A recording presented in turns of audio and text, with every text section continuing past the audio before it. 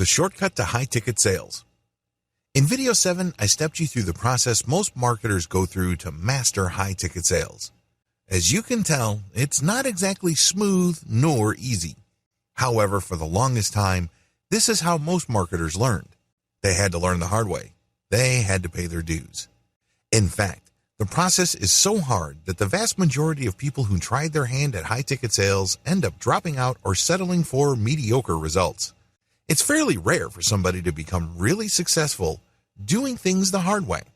Still, after some time, a significant portion of people would graduate from getting mediocre results to getting better results, but it can take quite a bit of time. In fact, for too many people, it takes too much time and involves too much experimentation. No wonder too many marketers just give up. Thankfully, there's a better way. It's always a good idea to start out with high-ticket sales by learning the ropes. You have to learn how to do the basics. You have to learn how to sell online, how to find the right niche, and how to create content that would appeal to your customer base. You have to know the basics of segmenting your audience, so you know what to expect. Once you're familiar with all the different parts of online high-ticket sales, this is the point in time where you should start looking for a shortcut. Don't do it before this point. This is extremely important. You have to go through the process of learning high-ticket sales the traditional way. But once you have a good understanding of all the different moving parts and everything that's involved in the process, then and only then should you start thinking about shortcuts. Use these shortcuts to take your high-ticket sales marketing efforts to a whole new level. I share these shortcuts with you because it's too easy to get stuck. It's too easy to feel like you're just banging your head on the wall, and in frustration, you drop everything. A lot of people who try high-ticket sales or affiliate marketing in general go through this process. A lot of them never come back.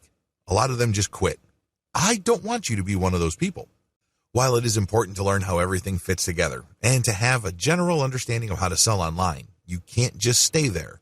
You can't continue to stubbornly do things the hard way when there is an easier way available to you. What is this secret? What is the shortcut? It's very simple. Reverse engineer existing high-ticket players in your target niche. In other words, find your competitors, figure out which one of them is successful, and do what they're doing by fitting it into what you know about high-ticket sales. Seems pretty straightforward, right? It is. First, you need to find your most successful competitors. This is pretty straightforward. At this point, you already know what keywords are related to your niche. Enter them in Google. Find as many competing websites as possible. Next, enter the domain names of your competitors into tools like Alexa Site Info. Alexa will give you a rough ranking of your competitor. This ranking should give you a general idea of how well they do in terms of traffic. But you shouldn't stop with Alexa. You should also take your competitor's domain and plug them into SEMrush. SEMrush will tell you how well they're doing when it comes to SEO. Putting all these data sets together, you can get a good idea which of your competitors are getting a lot of traffic in your niche and which ones are struggling. Learn from the winners. Filter your list and focus on a fairly small number of competitors. These should be the runaway winners of your niche. They should leave pretty much everybody else in the dust as far as traffic goes. Again, we're estimating traffic based on Alexa score and search engine visibility provided by tools like SEMrush.com. What to look for? Now that you have your shortlist going, study the following features of your competitors. Their content strategy. What do they write about? What do they focus on? What themes keep cropping up among all your major competitors? Their ads. What kind of ads do they normally show? Do they push services or merchandise or both? Are these ads for high-ticket items or do they mix in low-ticket items? Do they openly advertise their $1 or buyer list products? Their mailing list strategy. Do they have a mailing list? Join their mailing list and see if they segment or filter their main mailing list into smaller lists. Do they use $1 items to create buyers lists? Their ad designs. Pay attention to the text of their ads as well as their formatting. Pay attention to whatever graphics they use in their ads.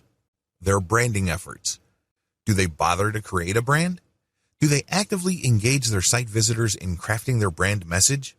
Do they talk about brand values? Their social media presence. By social media, I am referring to the broadest definition of that term. Look for your competitors on forums, Facebook groups, Facebook pages, Facebook comments, Pinterest, Instagram, Twitter, SlideShare, and everywhere else. This should give you a fairly clear view of their traffic sources. Their SEO footprint. Enter the domains of your competitors in SEMrush and look for their backlinks. This should give you a fairly clear idea of just how optimized they are for search engines. Make sure you go through the list above. Don't skip an item. You need to reverse engineer all your competitors using the list above so you can be properly informed as to how they got to the position they're in. This information will also function as a roadmap for your marketing efforts later on.